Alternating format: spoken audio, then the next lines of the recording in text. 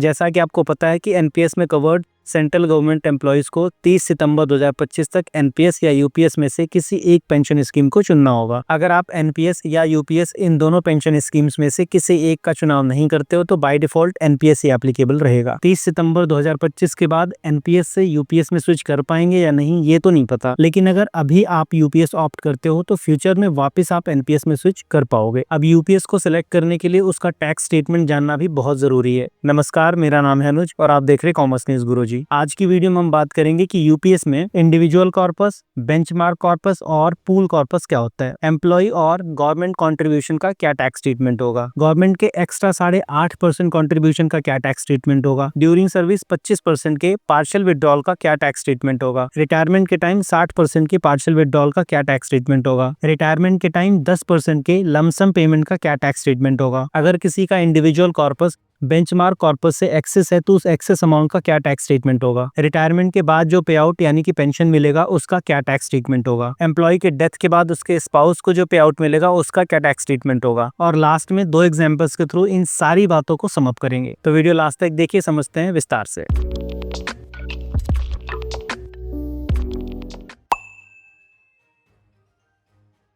Basic plus DA का 10% employ contribution और 10% government का कंट्रीब्यूशन ये दोनों एम्प्लॉय के इंडिविजुअल कॉर्पस में जमा होंगे। इंडिविजुअल कॉर्पस में पैसा एक्चुअली में जमा होगा। बेंचमार्क कॉर्पस एक नोशनल कैलकुलेटेड वैल्यू होगी, इसमें एक्चुअल में कुछ भी जमा नहीं होगा। ये वैल्यू सीआरए यानी कि central record keeping agency calculate करेगी, ये कंसीडर करके कि एम्प्लॉय और गवर्नमेंट अगर टाइमली कंट्रीब्यूट करते रहे तो कितना फंड इकट्ठा हो जाएगा। फिर इसी बेंचमार्क कॉर्पस को इंडिविजुअल कॉर्पस से कंपेयर करके कैलकुलेशंस होती हैं। बेसिक प्लस डीए का 8% गवर्नमेंट कंट्रीब्यूशन अलग से पूल कॉर्पस में जमा होगा। फिर रिटायरमेंट पर इंडिविजुअल कॉर्पस में विड्रॉल्स के बाद जो भी अमाउंट बचेगा वो सारा का सारा इस पूल कॉर्पस में ट्रांसफर कर दिया जाएगा। फिर इसी पूल कॉर्पस से एम्प्लॉय को मंथली पे आउट यानी कि पेंशन मिलेगी।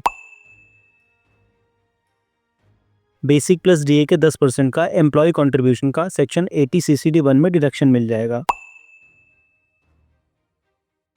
गवर्नमेंट बेसिक प्लस डीए का 18.5% कंट्रीब्यूट करेगी, लेकिन 2 पार्ट्स में। 10% कंट्रीब्यूशन इंडिविजुअल कॉर्पस में और 8.5% का एक्स्ट्रा कंट्रीब्यूशन पूल कॉर्पस में। तो बेसिक प्लस डीए के 10% का गवर्नमेंट कंट्रीब्यूशन का सेक्शन 80 CCD 2 में डिडक्शन मिल जाएगा और एक्स्ट्रा 8.5% ना तो आपकी सैलरी में इंक्लूड होगा और ना ही आपको इसका कोई डिडक्शन मिलेगा, क्योंकि ये 8.5% इंडिविजुअल कॉर्पस में नहीं बल्कि पूल कॉर्पस में डिपॉजिट होंगे। सर्विस के दौरान आप यूपीएस के अपने इंडिविजुअल कॉर्पस में से 25% विड्रॉ कर सकते हो। ये विड्रॉल सेक्शन 10(12)B में एग्जेम्प्ट होगा, यानी कि इस पर कोई टैक्स नहीं लगेगा। रिटायरमेंट के टाइम आप इंडिविजुअल कॉर्पस या बेंचमार्क कॉर्पस इन दोनों में से जो वैल्यू कम होगी उसका 60% अपने इंडिविजुअल कॉर्पस में से विड्रॉ कर सकते हो। ये विड्रॉल सेक्शन 10(12)AA में एग्जेम्प्ट होगा, यानी कि इस पर भी कोई टैक्स नहीं लगेगा। बाकी का 40% पूल कॉर्पस में ट्रांसफर कर दिया जाएगा।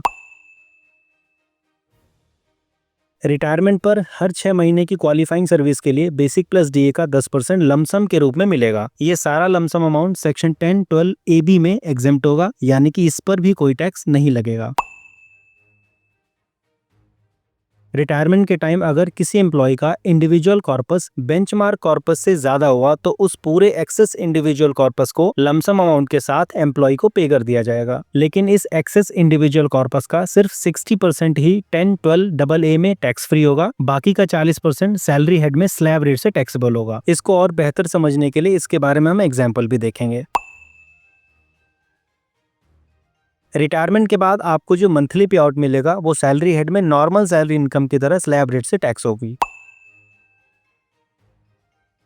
एम्प्लॉय को जो पे आउट मिलता था उसकी डेथ के बाद उस पे आउट का 60% उसके लीगली वेडेड स्पाउस को फैमिली पे आउट के नाम पर मिलेगा और ये फैमिली पे out income from other sources head में टैक्सेबल होगा। अब बात करते हैं कुछ इंपॉर्टेंट नोट्स की। सबसे पहले ये देखेंगे कि इंडिविजुअल कॉर्पस और बेंचमार्क कॉर्पस में से कौन सी वैल्यू कम है। जो वैल्यू कम होगी उसे ही कैलकुलेशन के लिए कंसीडर करेंगे, और अगर इंडिविजुअल कॉर्पस बेंचमार्क कॉर्पस से ज्यादा है तो जितना इंडिविजुअल कॉर्पस एक्सेस है वो पूरा का पूरा एम्प्लॉय को लमसम अमाउंट के साथ पे कर दिया जाएगा। जाएगा। और अगर इंडिविजुअल कॉर्पस बेंचमार्क कॉर्पस से कम है तो उस केस में और कुछ नहीं करना। एक्सेस इंडिविजुअल कॉर्पस पे करने के बाद जो अमाउंट इंडिविजुअल कॉर्पस में बच गया उसमें से 60% तक विड्रॉ कर सकते हैं और बाकी का 40% पूल कॉर्पस में ट्रांसफर कर दिया जाएगा। गवर्नमेंट कंट्रीब्यूशन का सिर्फ 10% ही आपकी इनकम मानी जाएगी और इसका सेक्शन 80 CCD 2 में डिडक्शन भी मिल जाएगा। बाकी 8.5% का एक्स्ट्रा कंट्रीब्यूशन हर साल पूल कॉर्पस में जुड़ता रहेगा। तो पूल कॉर्पस में गवर्नमेंट कंट्रीब्यूशन का एक्स्ट्रा 8.5% कंट्रीब्यूशन के साथ साथ इंडिविजुअल कॉर्पस का 40% इस पूल कॉर्पस में डाल के आपको मंथली पे आउट मिलेगा और लास्ट में इंडिविजुअल कॉर्पस 0 हो जाएगा। अब इन सारी बातों को 2 एग्जांपल्स के थ्रू समझते हैं जिससे आपको और क्लियरली समझ में आएगा। ये एम्प्लॉय ए की रिटायरमेंट के टाइम की डिटेल्स हैं। बेसिक प्लस डीए 3 लाख रुपए है, सर्विस पीरियड है 25 साल, इंडिविजुअल कॉर्पस है 2 करोड़ रुपए का, बेंचमार्क कॉर्पस है 1 करोड़ 80 लाख रुपए का। उन्होंने 60% कॉर्पस विड्रॉ भी किया है और उन्होंने ड्यूरिंग सर्विस कोई भी पार्शियल विड्रॉल नहीं किया है। तो 10% का लमसम अमाउंट कैलकुलेट होता है बेसिक प्लस डीए का 10% हर 6 महीने की क्वालिफाइंग सर्विस के लिए। तो हमारे एग्जाम्पल में क्वालिफाइंग सर्विस है 25 साल, तो इस हिसाब से 3 लाख का 10% और मल्टीप्लाई करेंगे 25 साल से और इस 25 साल को 6 महीने का ब्लॉक बनाने के लिए मल्टीप्लाई करेंगे 2 से, तो लमसम अमाउंट निकल के आ जाएगी 15 लाख और ये पूरा का पूरा 15 लाख टैक्स फ्री होगा। 60% का विड्रॉल इंडिविजुअल कॉर्पस या बेंचमार्क कॉर्पस इन दोनों में से जो कम होगा उस अमाउंट के 60% तक इंडिविजुअल कॉर्पस से विड्रॉ कर सकते हैं। हमारे एग्जाम्पल में बेंचमार्क कॉर्पस कम है तो इस 1 करोड़ 80 लाख के बेंचमार्क कॉर्पस का 60% यानी कि 1 करोड़ 8 लाख ही विड्रॉ कर सकते हैं और ये विड्रॉल बिल्कुल टैक्स फ्री है। बाकी का 40% यानी कि 72 लाख आपके इंडिविजुअल कॉर्पस में से पूल कॉर्पस में ट्रांसफर कर दिया जाएगा और इसी पूल कॉर्पस में से आपको मंथली पे आउट मिलेगा। इंडिविजुअल कॉर्पस बेंचमार्क कॉर्पस से 20 लाख रुपए ज्यादा है तो इस पूरे 20 लाख को लमसम अमाउंट के साथ एम्प्लॉय ए को दे दिया जाएगा। इस 20 लाख का 60% यानी कि 12 लाख टैक्स फ्री होगा और बाकी का 40% यानी कि 8 लाख एम्प्लॉय ए की सैलरी मानी जाएगी और ये स्लैब रेट से टैक्सेबल होगी जिस ईयर में उसको ये एक्सेस अमाउंट मिलेगा। तो इस केस में टोटल लमसम अमाउंट होगा 15 लाख प्लस 20 लाख टोटल 35 लाख जिसमें 27 लाख टैक्स फ्री होगा और 8 लाख टैक्सेबल होगा। और देखते हैं कि इंडिविजुअल कॉर्पस 0 हुआ या नहीं। इंडिविजुअल कॉर्पस का टोटल था 2 करोड़, इसमें से एक्सेस 20 लाख माइनस कर दिया, फिर 60% विड्रॉल 1 करोड़ 8 लाख माइनस कर दिया और लास्ट में 40% पूल कॉर्पस में ट्रांसफर कर दिया 72 लाख, तो नेट में बचा 0। अब लेते हैं दूसरा एग्जांपल। ये एम्प्लॉय बी की रिटायरमेंट के टाइम की डिटेल्स हैं। बेसिक प्लस डीए 3 लाख रुपए है, सर्विस पीरियड है 30 साल, इंडिविजुअल कॉर्पस है 2 करोड़ का, बेंचमार्क कॉर्पस है 2 करोड़ 20 लाख रुपए का। उन्होंने 60% कॉर्पस विड्रॉ भी किया है और उन्होंने ड्यूरिंग सर्विस कोई भी पार्शियल विड्रॉल नहीं किया है। तो 10% का लमसम अमाउंट कैलकुलेट होता है बेसिक प्लस डीए का 10% हर 6 महीने की क्वालिफाइंग सर्विस के लिए। तो हमारे एग्जांपल में क्वालिफाइंग सर्विस है 30 साल, तो इस हिसाब से 3 लाख का 10% और मल्टीप्लाई करेंगे 30 साल से और इस 30 साल को 6 महीने का ब्लॉक बनाने के लिए मल्टीप्लाई करेंगे 2 से, तो लमसम अमाउंट निकल के आ जाएगी 18 लाख और ये पूरा का पूरा 18 लाख टैक्स फ्री होगा। 60% का विड्रॉल इंडिविजुअल कॉर्पस या बेंचमार्क कॉर्पस इन दोनों में से जो भी वैल्यू कम होगी उसके 60% तक का इंडिविजुअल कॉर्पस से विड्रॉ कर सकते हैं। हमारे एग्जांपल में इंडिविजुअल कॉर्पस कम है तो इस 2 करोड़ के इंडिविजुअल कॉर्पस का 60% यानी कि 1 करोड़ 20 लाख ही विड्रॉ कर सकते हैं और ये विड्रॉल बिल्कुल टैक्स फ्री है। बाकी का 40% यानी कि 80 लाख आपके इंडिविजुअल कॉर्पस में से पूल कॉर्पस में ट्रांसफर कर दिया जाएगा और इसी पूल कॉर्पस में से आपको मंथली पे आउट मिलेगा। इंडिविजुअल कॉर्पस बेंचमार्क कॉर्पस से कम है तो इस केस में एक्सेस इंडिविजुअल कॉर्पस की बात ही नहीं आएगी और इस केस में टोटल लमसम अमाउंट होगा 18 लाख। और देखते हैं कि इंडिविजुअल कॉर्पस 0 हुआ या नहीं। इंडिविजुअल कॉर्पस का टोटल था 2 करोड़, इसमें से 60% विड्रॉल 1 करोड़ 20 लाख माइनस कर दिया और लास्ट में 40% पूल कॉर्पस में ट्रांसफर कर दिया 80 लाख, तो नेट में बचा 0। आशा करता हूँ कि आपको वीडियो अच्छी लगी होगी। अगर आप इस चैनल पर नए हैं तो सब्सक्राइब कर लेना और इस वीडियो को शेयर करके एक लाइक जरूर कर देना। मैं मिलता हूँ आपसे अगले वीडियो में। थैंक यू, जय हिंद।